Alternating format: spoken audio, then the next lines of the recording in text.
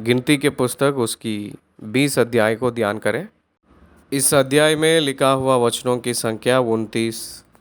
इस अध्याय की प्रामुख्यता यह है कि मूसा के भाई हारून, मूसा के बहन मरियम, इन दोनों की मौत इस अध्याय में लिखा गया है। मरियम के उम्र बाइबल में नहीं दिया गया है। मूसा की बहन हारून तो 3 साल बड़ा है मूसा से। मूसा ने 120 साल जिया था, हारून ने 123 साल जिया था। मरियम के मौत पहला हुआ था, उसके बाद हारून की मृत्यु हुई थी। मरियम की मृत्यु से 20 अध्याय शुरू होती है। पहला आयत, पहले महीने में सारी इस्राएली मंडली के लोग सीनै नामक जंगल में आ गए और कादेश में रहने लगे, और वहाँ मरियम मर गई और वहीं उसको मिट्टी दी गई। वैसे ही इस अध्याय में हम लोग 2 आयत से लेकर 13वीं वचन तक देखेंगे तो लोग उनकी प्यास के लिए जल को चाहे थे, परमेश्वर के ऊपर कुड़कुड़ाने लगे। मूसा और हारून लोगों के ऊपर झगड़ने लगे। भला होता कि हम उस समय ही मर गए होते जब हमारे भाई यहोवा के सामने मर गए, कहकर मूसा से कह रहे थे। मूसा ने बहुत क्रोधित हुआ था। परमेश्वर के पास मूसा ने गए थे, उस समय परमेश्वर ने कहे थे, मूसा से परमेश्वर ने कहे थे कि उस चट्टान से बातें कर, तब वो जल देगी। इस प्रकार से तू चट्टान में से उनके लिए जल निकालकर मंडली के लोगों और उनके पशुओं को पिला, कहकर परमेश्वर ने मूसा को आज्ञा दिए। चट्टान से बातें कर कहे थे। निर्गमन के पुस्तक में होरेब पर्वत के पास यही घटना हुई थी।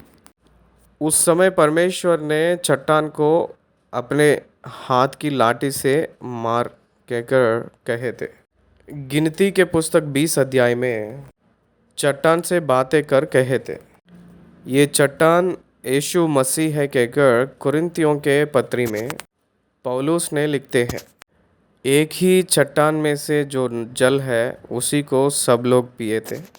वो चट्टान मसीहा ही है, कहकर कहते हैं। इसका मतलब चिन्ह उस चट्टान यीशु मसीह ही कहकर कहने का अर्थ ये है कि उस चट्टान में से जो जल सारे लोगों को जो प्यास को बुझाने के लिए वो जल निकली है। वैसे ही यीशु मसीह के ज़रिया आत्मिक प्यास पूरा होगा और अनंत जीवन मिलेगी, कहकर परमेश्वर का उद्देश्य था। चट्टान से बातें कर कहकर कहे तो मूसा और हारून उस चट्टान से बात करने के बदले उसको मारे हैं। मूसा ने, क्या हमको इस चट्टान में से तुम्हारे लिए जल निकालना होगा, कहकर प्रश्न किया था मूसा ने। क्या उन लोग चट्टान में से जल को ले आ सकते हैं? नहीं, परमेश्वर के विरुद्ध उन लोग इस बातों को बात किए हैं, और उसी रीति से ही मूसा ने किया था। चट्टान से बात कर कहकर कहे तो चट्टान को मारे थे तो परमेश्वर यहोवा उन लोगों को दर्शन देकर, तुमने जो मुझ पर विश्वास नहीं किया और मुझे इस्राएलियों की दृष्टि में पवित्र नहीं ठहराया, इसलिए तुम इस मंडली को उस देश में पहुंचाने ना पाओगे जिसे मैंने उन्हें दिया है। उसके बाद वो लोग कादेश से यदोम के राजा के पास एक दूत को भेजे थे। हम लोग मिस्र में से आए थे, कनान देश को जा रहे हैं। अब हम लोग कादेश नगर में हैं जो तेरी सीमा ही पर है। अपने देश में से होकर जाने दे, चले जाएंगे हम लोग। आपको कोई भी असुविधा नहीं करेंगे। हम लोग आपके भाई ही तो हैं। हम किसी खेत या दाग की बारी से होकर ना चलेंगे। और कुओं का पानी ना पिएंगे, सड़क सड़क होकर चले जाएंगे, और जब तक तेरे देश से बाहर ना हो जाए तब तक ना दाहिने ना बाएं मुड़ेंगे। ऐसे परमिशन मांगे थे।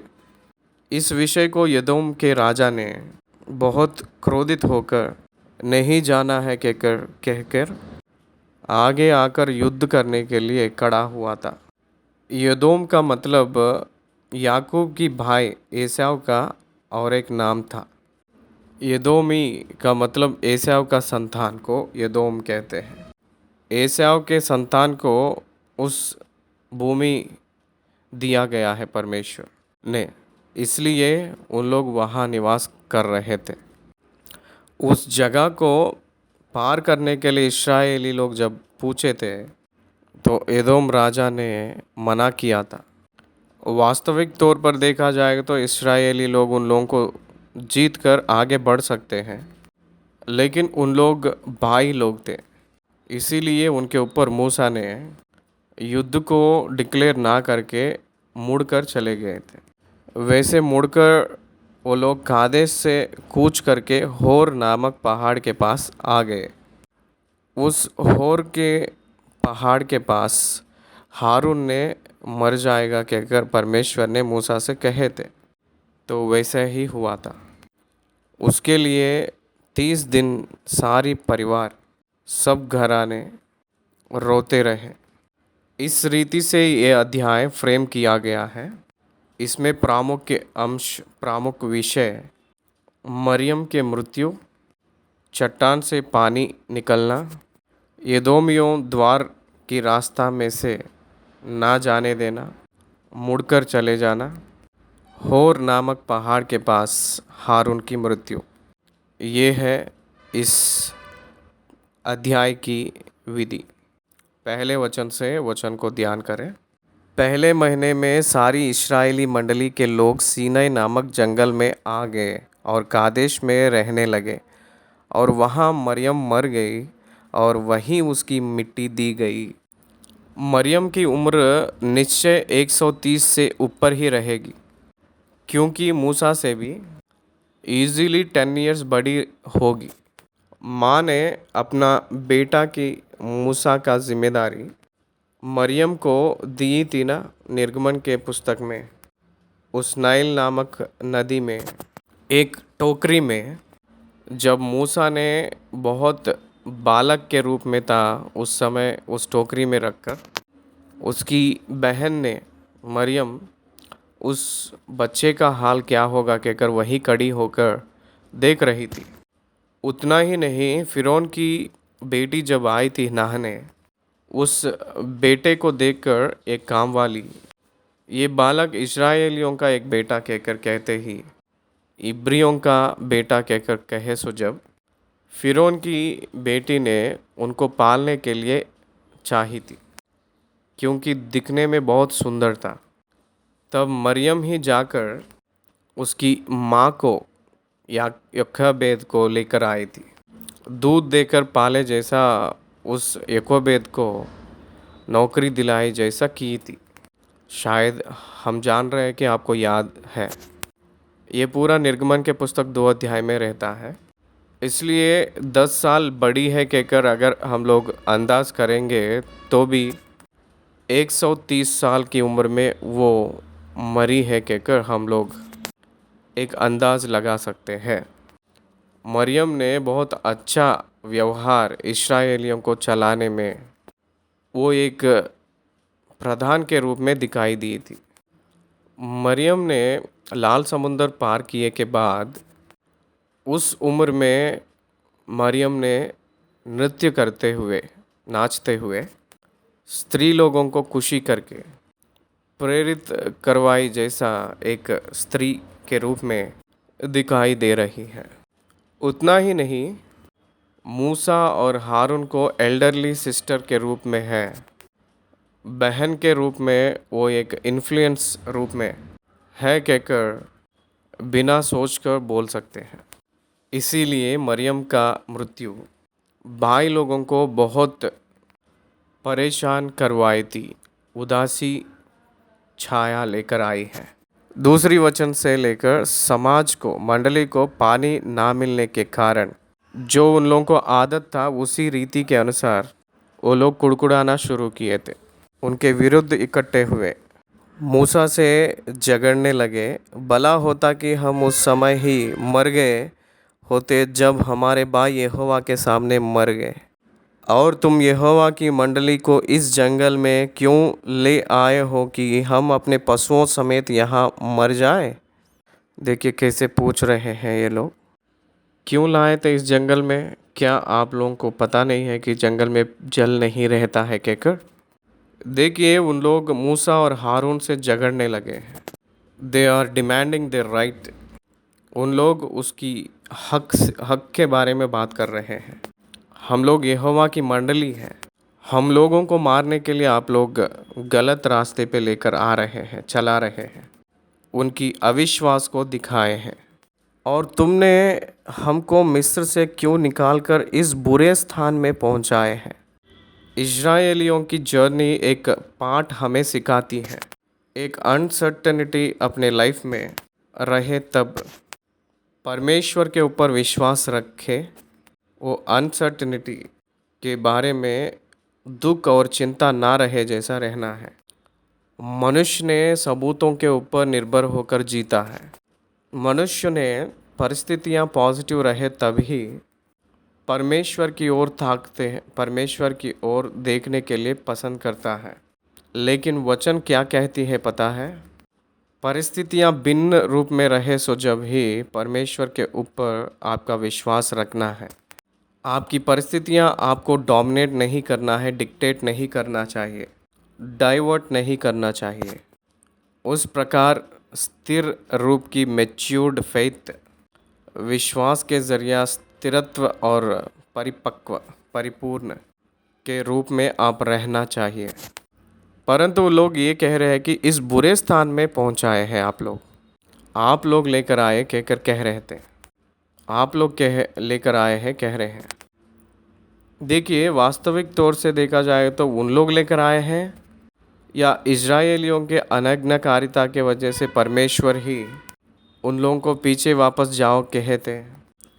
उन लोग मूसा और हारून को ही टारगेट कर रहे थे। वहाँ तो बीज या अंजीर या दाखलता या अनार कुछ नहीं है, यहाँ तक कि पीने को कुछ पानी भी नहीं है। They are right, it is fact. They are right and it is fact. वो लोग जो कहते वो सही है, वो लोग जो बोल रहे हैं वो वास्तव है। ये क्या है? परमेश्वर ने लोगों को एक सही भोजन ना रहना क्या है? इस प्रकार के प्रश्न हर एक व्यक्ति को आएगा। परमेश्वर के लोगों को इस प्रकार की कष्ट क्यों कहकर हमको भी लगता है। मेरे प्रिय भाई और बहन, इम्परफेक्ट वर्ल्ड में हम लोग रह रहे हैं। परमेश्वर ने अलग अलग प्रकार के अनुभव के रूप में हम लोगों को चलाते हैं। मैंने नेहम्या के ग्रंथ को पढ़ रहा हूँ। नेहम्या उसकी सामने जो होने वाली कॉन्फ्लिक्ट्स को एक डिवाइन पर्पस के रूप में आया है कहकर वो सोचकर उसको एक अनुकूल रूप में बनाकर वो सक्सेसफुली उसकी मिशन को कंप्लीट किए थे। बहुत भयंकर उल्टे विरोधियाँ आते वक्त those are the stepping stones कहकर भावना में आना है, ना कि हेडल्स, रुकावटें कहकर नहीं सोचना है। लेकिन उस ज़माने के लोग आए थे, परमेश्वर के विरुद्ध बात कर रहे थे। तब मूसा और हारून मंडली के सामने से मिलाप वाले तंबू के द्वार पर जाकर अपने मुंह के बल गिरे और यहोवा का तेज उनको दिखाई दिया। तब यहोवा ने मूसा से कहा, उस लाठी को ले और तू अपने भाई हारून समेत मंडली को इकट्ठा करके उनके देखते उस चट्टान से बातें कर, तब वह अपना जल देगी। सारी मंडली समेत को इकट्ठा कर, उनके देखते उस चट्टान से बातें कर, तब वह अपना जल देगी। They got this solution. उन लोगों को एक मार्ग मिला है।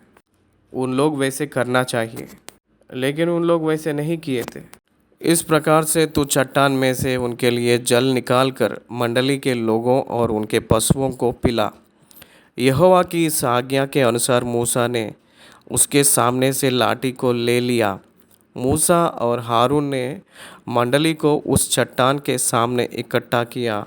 तब मूसा ने उससे कहा, हे दंग करने वालों, परमेश्वर के लोगों को दंग करने वाले कहकर बोलने के लिए ये व्यक्ति कौन है? याद रखिएगा, आप कितना भी भक्त हो, लोगों को डांटने के लिए आपको हक नहीं है। परमेश्वर उस प्रकार के लोगों को अंगीकार नहीं करते। हे दंग करने वालों, सुनो, क्या हम चट्टान में से तुम्हारे लिए जल निकालना होगा? क्या हमको कहकर जो बोल रहे थे वहाँ क्या परमेश्वर ने आप लोगों के लिए चट्टान में से तुम्हारे लिए जल निकालना होगा कहकर बोलना चाहिए था, लेकिन उस जगह पे हमको कहकर इस्तेमाल किया था।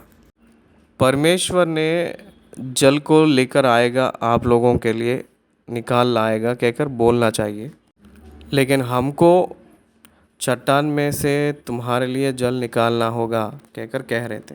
परमेश्वर ने बात करने के लिए कहे तो मूसा ने उसको मार रहा था, एक बार नहीं 2 बार मारा था। तब मूसा ने हाथ उठाकर लाठी चट्टान पर 2 बार मारी और उसमें से बहुत पानी फूट निकला। परमेश्वर ने बात करो कहकर कहे तो चट्टान से लाठी से मार रहा था, 2 बार मारा था। परमेश्वर को भूल गया था, परमेश्वर के बात को भूल गया था, परमेश्वर के स्थान को भर्ती करने के लिए कोशिश कर रहा था मूसा ने। क्या हमको इस चट्टान में से तुम्हारे लिए जल निकालना होगा? हमको कहकर कह रहा था, मतलब वो और उसके भाई हारून, वो कंपेयर कर रहा था उनके सामने, उन दोनों को प्रकट कर ले रहे हैं अपने आप को। हम ही लोग आप लोगों को जल दे रहे हैं कहकर कहे जैसा बोल रहा था। कितना भयानक पाप है ये। परमेश्वर के स्थान को लेना बहुत भयंकर पाप होता है। क्या हम आप लोगों को पानी देना है क्या कहे थे? परमेश्वर बात करो कहकर बोलते ही ये 2 बार मारे थे। निर्गमन के पुस्तक 17वीं अध्याय में एक बार चट्टान को मारो कहकर बोलते ही, एक बार मारते ही जल निकल कर आया था। अब बात किए तो काफ़ी है कहकर कहे थे परमेश्वर ने। वो चट्टान यीशु मसीह ही है। उस चट्टान को पीटना मतलब क्रूस, और एक बार बात करना प्रार्थना को दर्शाती है। यीशु मसीह के क्रूस एक बार काफ़ी है। वो हर एक साल प्रधान याजक जो बलिदान देते हैं उस प्रकार के रूप में नहीं है। वो निरंतर रहने वाली बलि है।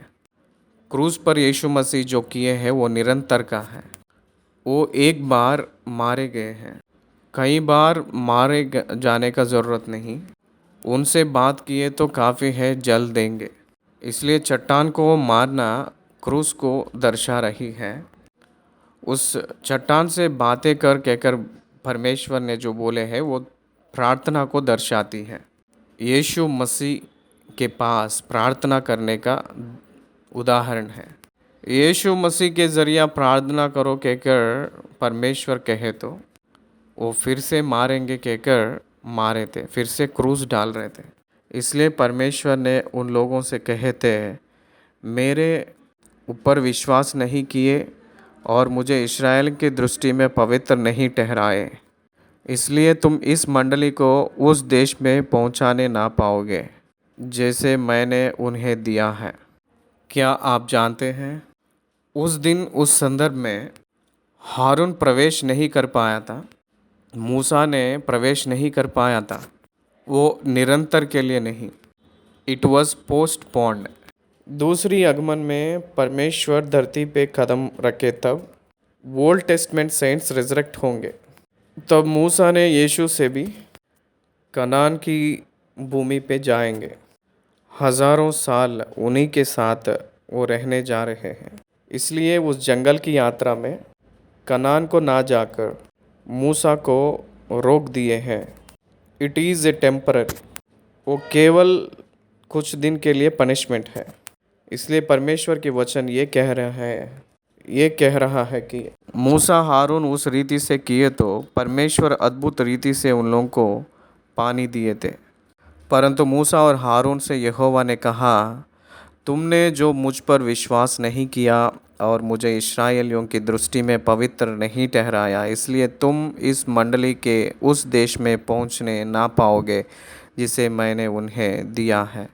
उस सोते का नाम मरीबा पड़ा, क्योंकि इस्राएलियों ने यहोवा से झगड़ा किया था और वह उनके बीच पवित्र ठहराया गया। परमेश्वर से जो विरुद्ध किए थे, उस विरुद्ध की घटना को मरीबा जल याद दिलाती है।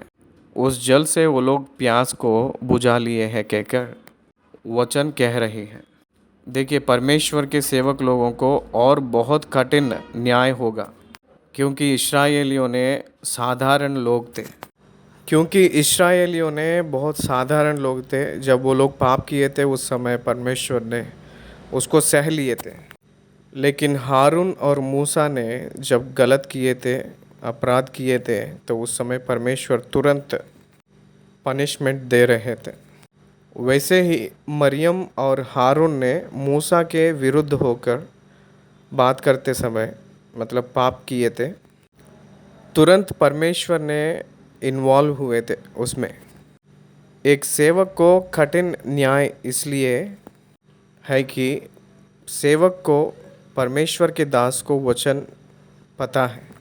जानकर गलत किए तो और भी ज़्यादा कोड, और भी ज़्यादा सज़ा मिलेगा कहकर लूका रचित सुसमाचार में प्रभु ने कहे थे। इस बात क्या आपको याद है? हाँ, सही बात है। जो प्रचारक है उन लोगों को बहुत कठिन न्याय है। आप लोग में बहुत लोग प्रचार करने का प्रचारक ना बनो कहकर वचन में लिखा है। परमेश्वर की आदर करने में अगर हम लोग निष्फल हो जाए तो अपने जीवन में हम लोग नष्ट हो जाएंगे। हारून ने इसी अध्याय में मृत्यु हो चुका था। उनकी मौत के बारे में होर कहकर पहाड़ पे हुआ कहकर लिखा गया है। उसके बाद क्या हुआ देखें। 19 वचन से लेकर 21 वचन तक जो लिखा हुआ वचन भाग में, एदोम के राजा के पास कादेश से मूसा ने दूतों को भेजा था। 14 से एक बार फिर से देखेंगे। तेरा भाई इस्राएल यूँ कहता है, हम पर जो जो क्लेश पड़े हैं वह तू जानता होगा, अर्थात यह कि हमारे पुरखा मिस्र में गए थे और हम मिस्र में बहुत दिन रहे, और मिस्रियों ने हमारे पुरखाओं के साथ और हमारे साथ भी बुरा बर्ताव किया। परंतु जब हमने यहोवा की दुहाई दी तब उसने हमारी सुनी और एक दूत को भेजकर हमें मिस्र से निकाल ले आया है। इसलिए अब हम कादेश नगर में हैं जो तेरी सीमा ही पर है। देखिए, यहाँ एक दूत को भेजकर हमें मिस्र से निकाल ले आया कहकर जो कहे हैं, दूत का मतलब यहाँ मूसा नहीं है। दूत का मतलब यहाँ यीशु मसीह है, प्री इनकारनेटेड जीसस क्राइस्ट। यहोवा की दूत के रूप में पुराना नियम में सब कुछ प्रभु यीशु मसीह ने किए थे। इसलिए दूत को भेजकर हमें मिस्र से निकाल ले आए हैं। इसलिए अब हम कादेश नगर में हैं जो तेरी सीमा ही पर है। अतः हमें अपने देश में से होकर जाने दे। हम किसी खेत या दाग की बारी से होकर ना चलेंगे और कुओं का पानी ना पिएंगे। सड़क सड़क होकर चले जाएंगे और जब तक तेरे देश से बाहर ना हो जाए तब तक ना दाहिने ना बाएं मुड़ेंगे। हम लोग चले जाते हैं, हम लोग पार कर देते हैं। It is shortest fruit for us, help करने के लिए कहे थे। देखिए, याकूब और एसाव के संतान बात कर ले रहे थे। हमें उत्पत्ति के पुस्तक में याकूब और एसाव दोनों भाई के रूप में दिखाई देते हैं। ये दोनों इसहाक के पुत्र थे, जुड़वे थे ये लोग। हमेशा इन दोनों लड़ाई झगड़ा करते ही रहते थे, परंतु उन दोनों मर के बहुत दिन हो चुका है। उनकी संतान, उन लोग भी भाई लोग ही होते हैं ना, छोटा और बड़े लोगों के संतान है ये पूरा। उन लोगों में उन लोग एकता में रहना चाहिए, लेकिन उस एकता के लिए यदोम ने आगे नहीं आया था। स्नेह की हाथ को बढ़ाने के लिए याकूब की संतान इस्राएली लोग मांगे थे, लेकिन नहीं माने थे। यदोमी लोग नहीं माने थे। भाई की प्रेम नहीं रहे जैसा एदोम ने दिखाई दे रहे हैं। भाई भाई के प्रेम इस्राएलियों ने प्रकट किए थे, एक महान सेना के रूप में होकर भी एदोमियों के ऊपर जाकर युद्ध करके उनके शहर में से होकर जा सकते हैं, लेकिन यहोवा आज्ञा दिए जैसे उन लोगों ने भाई लोगों की प्रेम को दिखाते हुए मुड़कर चले गए हैं। उस शहर को वो लोग नहीं हमला किए थे। उन लोगों को जय पाने के लिए सामर्थ तो है, लेकिन बाय को द्वेष नहीं करना है कहकर सोच से बाय ने उल्टा कड़ा था, इसलिए बाय को दुख नहीं पहुंचाना है कहकर दूसरे मार्ग से चले गए थे। उस बाय के संतान के ऊपर किसी रीति का झगड़ा ना होकर चले गए थे। इसमें हम लोग बाय लोगों के प्रेम को देखते हैं। अपने ज़रूरत को सभी लोग रेस्पॉन्स देने का ज़रूरत नहीं है। नज़दीक वाले रेस्पॉन्ड होंगे कहकर जो सोच हमारे अंदर रहना सहज है, उन लोग रेस्पॉन्स करेंगे कहकर रूल कुछ नहीं है। रेस्पॉन्स नहीं किए तो भी परमेश्वर के ऊपर निर्भर होकर हम लोग आगे बढ़ना है। उन लोगों के ऊपर हम लोग बुड़बुड़ाते हुए उनसे झगड़ा नहीं करना है। यदोमी लोग भाई लोग ही थे, लेकिन जाने नहीं देंगे कहकर कहते ही इस्राएलियों ने बगल में से होकर चले गए, ना कि उनकी ओर नहीं गए थे। भाई लोग एकता में रहना चाहिए। मसीह वाले एकता में बने रहना है। In spite of God in difference रहा हुआ बहुत से चिड़चिड़ा रहे तो भी एकता को बचाने के लिए परमेश्वर के बच्चे आगे ही बढ़ना चाहिए। बहुत लोगों के जीवन में एक नकल होना चाहिए। ये बहुत कष्ट की अभ्यास है। आइए हम लोग आगे बढ़े 22 वचन से लेकर 29 वचन तक। जब इस्राएलियों की सारी मंडली कादेश से कूच करके होर नामक पहाड़ के पास आ गई और एदोम देश की सीमा पर होर पहाड़ में यहोवा ने मूसा और हारून से कहा, हारून अपने लोगों में जा मिलेगा। हारून की मृत्यु हारून को पहले ही पता चल गया। मूसा की मृत्यु मूसा से पहले ही पता चला। मूसा को पहले ही पता चला। अगर मान लीजिए आपकी मृत्यु आपको पहले ही पता चले तो will you agree to accept God's voice और गॉड्स विल? परमेश्वर की आवाज़ को सुनने के लिए क्या आप चाहते हो? परमेश्वर की आवाज़ को, परमेश्वर के शब्द को आज्ञाकारिता होना क्या आप पसंद करते हो?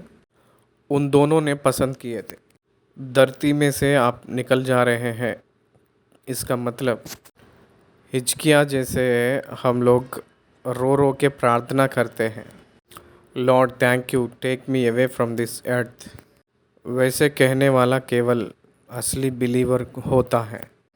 यहोवा ने कहे थे ना, हारून इस पहाड़ के ऊपर आप मृत्यु होंगे, अपने लोगों में जा मिलेगा, क्योंकि तुम दोनों ने जो मरीबा नामक सोते पर मेरा कहना छोड़कर मुझसे बलवा किया है, इस कारण वह उस देश में जाने ना पाएगा जिसे मैंने इस्राएलियों को दिया है। इसलिए तू हारून और उसके पुत्र एलियाजर को होर पहाड़ पर ले चल और हारून के वस्त्र उतार कर उसके पुत्र एलियाजर को पहना। तब हारून वहीं मरकर अपने लोगों में जा मिलेगा। हारून की मृत्यु हारून को पहले ही बताया गया है। हारून की मृत्यु हारून के पुत्र एलियाजर को पहले ही बताया गया है। हारून की मृत्यु उस समाज को पहले ही पता चला है। इस प्रकार की परिस्थिति को हम लोग किस रीति से डाइजेस्ट करते हैं? फिजिकल डेथ का मतलब ये बहुत महान भयंकर के रूप में अन्य लोगों ने सोचते हैं, मसीह वाले नहीं सोचना है। एक जन्मदिन से भी अच्छा मृत्यु का दिन भला है कहकर परमेश्वर ने कहे थे। सही बात है, मृत्यु मसीह वालों को लाभ है कहकर वचन बताती है। It is more profitable for a person who believed in Jesus Christ. यीशु मसीह के ऊपर विश्वास किए हुए व्यक्ति को नींद विश्राम कहकर जो भौतिक मृत्यु चाहे जितना भी हो वो लाभदायक ही है। परमेश्वर की बात जब उन लोगों को पता चला, उस बात के अनुसार उन लोग तैयार हो चुके थे। हारून के वस्त्र को निकालकर एलियाजर को पहना दो। हारून वहीं मरकर अपने लोगों में जा मिलेगा। यहोवा की इस आज्ञा के अनुसार मूसा ने किया और वे सारी मंडली के देखते होर पहाड़ पर चढ़ गए। That was the last sign. सारी समाज देखते ही रहा था। तब तक 40 साल तक चला हुआ हारून वो हूर की पहाड़ पे जा रहा है, वहाँ मरने जा रहा है।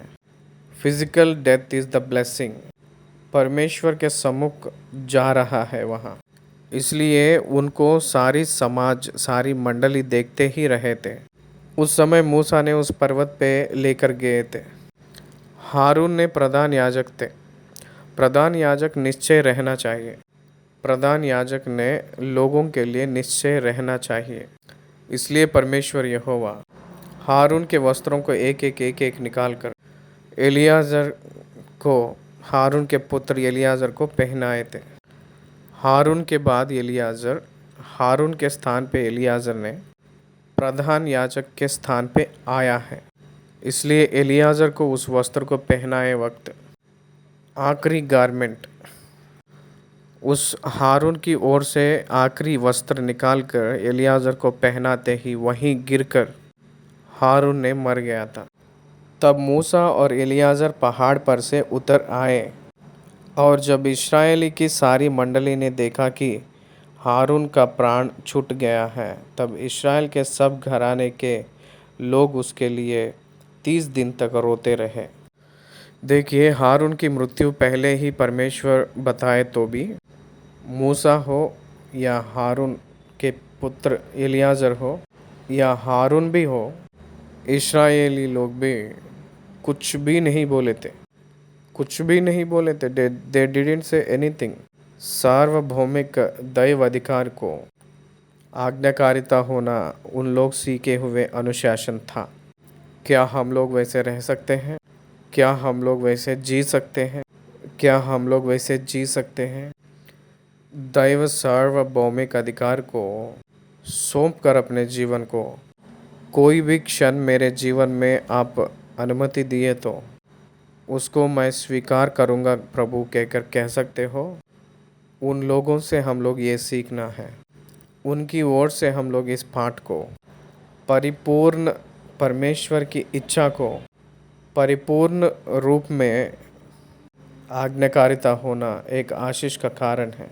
उतना ही नहीं, परमेश्वर के पास धरती में से उठकर जाना महान भाग्य है कहकर जो सोच उस दिन इस्राएली लोग जैसे रहे थे, वैसे हम लोग भी उससे भी बढ़कर भावना में रहना है। 20 अध्याय की 29 वचन में लिखा है कि जब इस्राएली की सारी मंडली ने देखा कि हारून का प्राण छूट गया है, तब इस्राएली के सब घराने के लोग उसके लिए 30 दिन तक रोते रहे। ये रोने का जो कार्यक्रम आज भी चलता है, वो कुछ दिन पहले 30 दिन तक रहता था। आज के ज़माने में 3 दिन हो गया है। कुछ संदर्भ के हिसाब से 2 ही दिन रहेगा। कुछ संदर्भ में 1 दिन नहीं तो वो भी नहीं रहता है।